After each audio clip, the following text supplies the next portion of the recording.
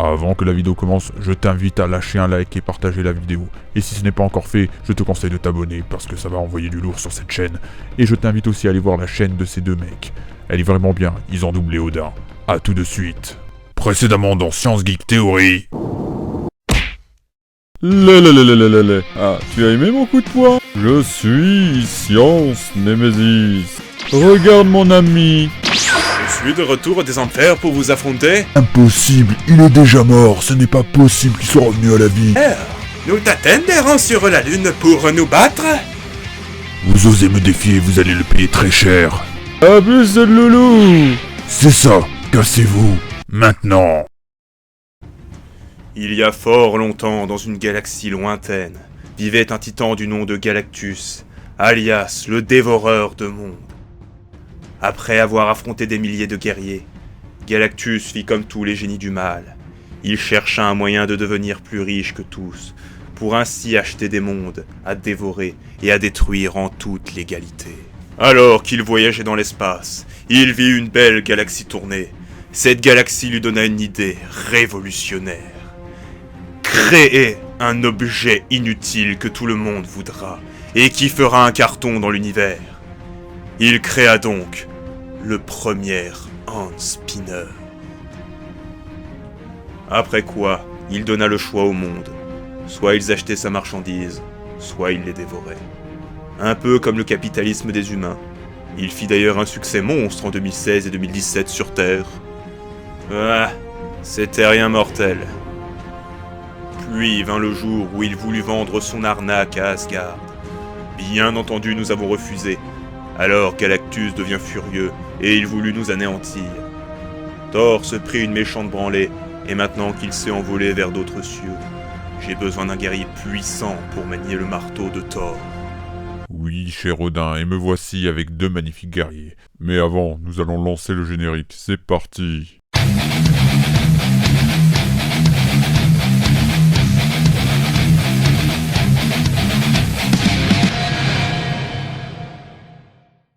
Alors bonjour et bienvenue à toi. Enfin, ça faisait longtemps que je voulais vous voir. J'ai des culs à péter. Mais là, pour l'instant, nous allons parler d'une question très importante. Et que vous vous posez tous. Est-ce que Goku et Saitama peuvent soulever le marteau de Thor? Mais avant de commencer cette vidéo, j'ai besoin du marteau de Thor pour l'analyser. Tana, enclenche le télétransporteur. Télétransporteur en cours d'activation. Polarisation et échange des neutrons activés. Transfert du matériel asgardien en cours. Chargement du matériel extraterrestre terminé. Merci Tana pour cet excellent boulot. Selon les infos venant de Marvel, le marteau de Thor pèse normalement 19,2 kg. En gros, une bonne grosse haltère de 20 kg à une seule main. Déjà, c'est super lourd pour les néophytes. Après, si vous êtes un adepte de la musculation comme moi, ben c'est un peu facile, mais bon, là je m'égare, ce n'est pas le sujet de la vidéo.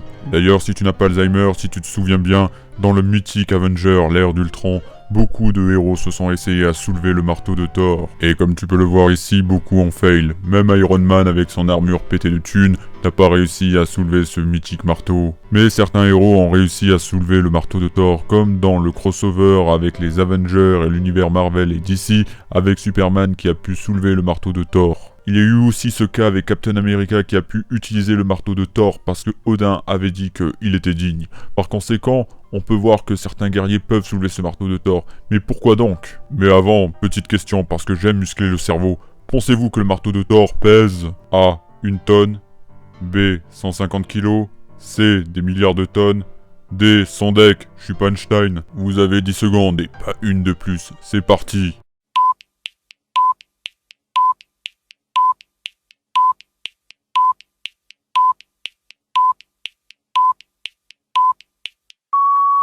Avant de te donner la réponse, nous allons passer sur autre chose. Tout d'abord, est-ce que tu sais ce que c'est la masse volumique? La masse volumique d'une substance correspond à la masse de cette substance dans une unité de volume. J'ai rien compris, GT, comprends plus rien, explique plus facilement. Là, je crois que 3/4 des gens qui écoutent cette vidéo ont été brain. Donc on va faire pour les nuls. Je vais vous expliquer la masse volumique d'une façon très simple et très schématique. Alors voici deux rectangles. Le numéro 1 de la matière en petite quantité, donc il y a pas mal de vide à l'intérieur. Dans le rectangle numéro 2, au contraire, il y a plus de matière. Un peu comme un sac avec 2 billes dans le premier, et dans le deuxième, il est rempli à ras-bord de billes. Donc, plus une substance a une masse volumique élevée, plus il y a de la matière dans cet espace. Retenez bien cette phrase car elle nous sera utile très vite. Petit détail très important, on utilise les grammes par millilitre pour les liquides et les grammes par centimètre cube pour les solides. Et enfin, nous avons la densité qui est souvent employée pour définir la masse volumique des matériaux. Donc, c'est un rapport entre leur masse et celle de l'eau. Donc ici, ρ est égal à densité. Même si la densité n'a pas d'unité à la base. Oh mon Dieu, j'ai compris. Alors nous avons besoin ici de la densité du centre d'une étoile à neutrons. Sur Wikipédia, nous avons 3,10 puissance 15 grammes par centimètre cube. Et sur les autres sites internet, on obtient une moyenne de 2,10 puissance 17 kg par mètre cube. Tout d'abord, tu vas me demander, mais qu'est-ce que c'est qu'une étoile à neutrons? Et je vais te répondre. Les étoiles à neutrons sont des étoiles ayant une taille extrêmement petite, mais qui possèdent la même quantité de matière qu'un soleil, sauf que leur taille tourne autour de 25 à 100 km de diamètre. La matière est tellement compressée que rien qu'un gramme pèse des centaines de milliers de kilos. Bien entendu, ce ne sont que des hypothèses, mais on va les utiliser pour déterminer la masse du marteau de Thor. Tout d'abord, je suis allé sur un site spécialisé qui met les mensurations officielles du marteau. Donc nous avons une longueur de 215,9 mm, une largeur de 139,7 mm et une hauteur de 139,7 mm. Nous aurons besoin de la formule de la masse volumique, c'est-à-dire ρ est égal à m sur v. On va considérer que le marteau est un rectangle, et donc on va utiliser le volume d'un rectangle, soit la formule suivante. On obtient 0,0042 135 m3. Si ρ, qui est la masse volumique, est égale à la densité, on peut obtenir la relation suivante qui est d fois v. Donc grâce à cette formule, on va obtenir la masse du marteau de Thor, qui équivaut à 8,427 10 puissance 14 kg. Et là tu dois te dire, mais est-ce que tu aurais des comparatifs parce que je vois pas à combien ça représente? Eh ben, je vais te répondre. Une tonne est égale à 1000 kg, donc notre marteau pèse 8,427 10 puissance 11 tonnes, soit 1 10 puissance 9 qui équivaut à 1 milliard, on arrive à 842 milliards de tonnes. C'est juste énorme! Si on fait une comparaison, la Terre pèse environ 5,972 10 puissance 21 tonnes. Nouvelle question pour toi. Combien de marteaux de Thor pour faire le même poids que la Terre? A. 7000 marteaux. B. 7 millions de marteaux. C. 7 milliards de marteaux. D. L'infini. E. Ok.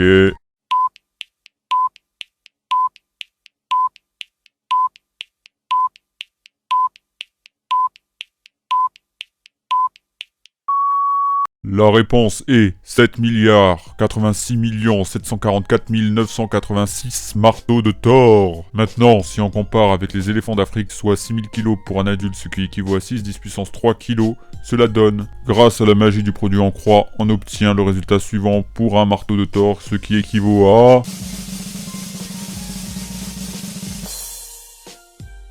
1,4045 10 puissance 11 éléphants, soit 140 milliards d'éléphants de la savane africaine. Et alors, je sens des sceptiques me dire c'est n'importe quoi. Et pourtant, bossant mon sujet, je suis tombé sur un tweet d'un astrophysicien du nom de Neil deGrasse Tyson. Et comme beaucoup de gens ne parlent pas anglais, c'est bien dommage pour votre futur, il dit que si le marteau de Thor est fait à partir d'une étoile à neutrons, cela correspond à autant qu'un troupeau de 300 milliards d'éléphants. Étant donné que mon raisonnement était basique et que je ne suis pas un astrophysicien car je n'ai pas pris toutes les variantes possibles et imaginables, son résultat est donc le double du mien, et au niveau du poids du marteau, ça donnerait ça. On obtient donc 1,8 10 puissance 12 tonnes, soit 1800 milliards de tonnes, c'est juste un truc de malade. Maintenant que l'on sait ça, on fait quoi? Vous avez 10 secondes.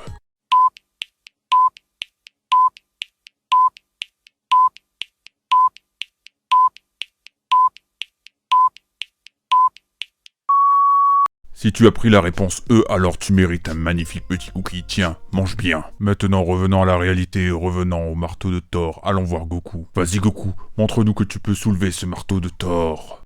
Nous allons nous mettre en mode explication, car le marteau de Thor a un fonctionnement assez spécial. Selon le grand roi Odin, Quiconque possédera ce marteau, s'il s'en trouve digne, recevra le pouvoir de Thor. le marteau a un système de protection. En gros, lorsqu'une personne va tenter de le soulever, selon la puissance vers le haut qu'il va exercer, il va y avoir une force vers le bas du marteau qui va être toujours plus grande que celle de l'individu. Ce qui fera que tout individu indigne ne pourra point le porter. Voici un extrait du combat Hulk et Thor d'Avenger 1. On peut voir Hulk tenter de soulever le marteau de Thor, et l'on peut voir ses pieds s'enfoncer dans le sol au moment où il tire dessus. Vous le voyez ? De plus, Mark Waid, dessinateur du comics, nous donne une raison scientifique pour l'expliquer. Le métal Uru est une forme exotique de la matière qui peut émettre des gravitons. Il s'agit de particules qui jouent sur la gravité, à l'instar des photons qui transmettent une force électromagnétique. Tandis que nous étions incapables de forger ce métal sur Terre, les forgerons nains étaient plus avancés que nous par rapport à nos ancêtres. Ils ont donc été capables de faire un marteau dont les propriétés nous semblent magiques. Alors tu te demandes qu'est-ce qu'un graviton? Eh ben nous allons demander ça à mon poteau Wikipédia. Merci Monkey. Bonjour, je suis Monsieur Wikipédia. Je suis là pour vous parler du graviton.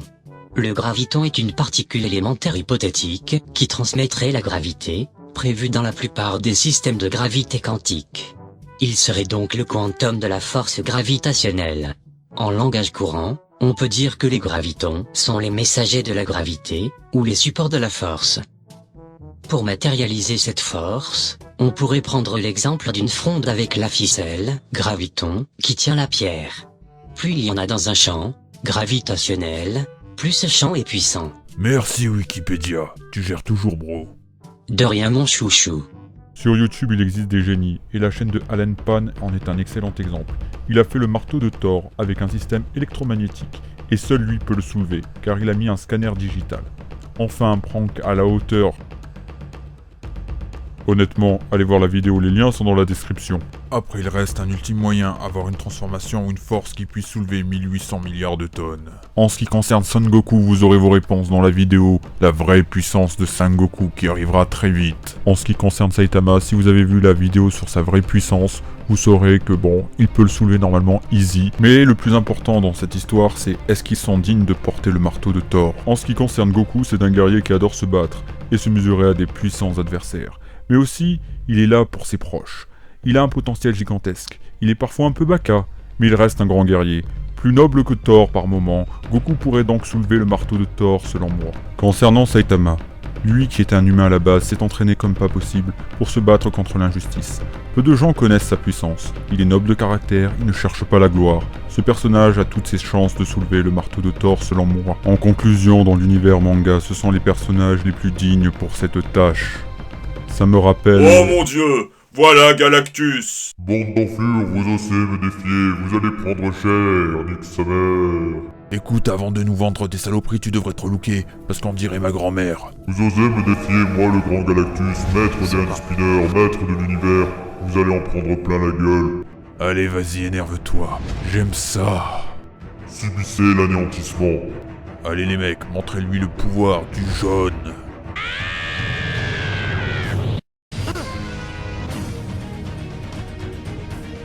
Attaque du laser d'Andromède!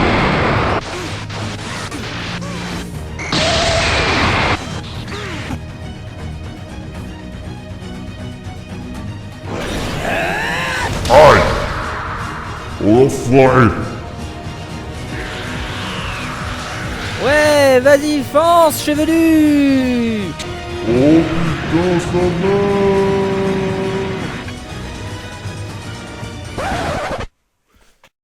Sans déconner, vous l'avez eu sans le marteau?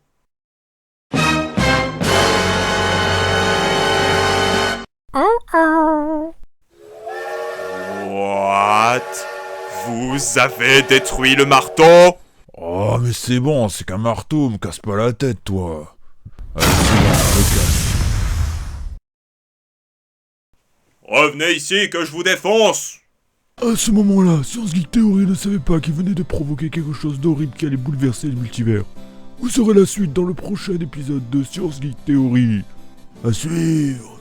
Cette vidéo de Science Geek Theory touche à sa fin, je vous remercie de l'avoir regardé jusqu'au bout. Je vous invite à partager la chaîne, à vous abonner, à passer sur YouTube si vous voulez m'aider financièrement en regardant une pub. Et aussi partager à fond la chaîne de Timmy Valis qui a fait la voix d'Odin. Il mérite beaucoup plus d'abonnés, ce sont de petits youtubeurs qui ont plein de talent et qui sont uniques sur YouTube. Donc je vous invite fortement à les partager et à vous abonner si ce n'est pas déjà fait. Allez, faisons péter la barre de like et je vous invite aussi à donner votre avis et aussi à proposer de nouvelles vidéos. A plus et à très vite.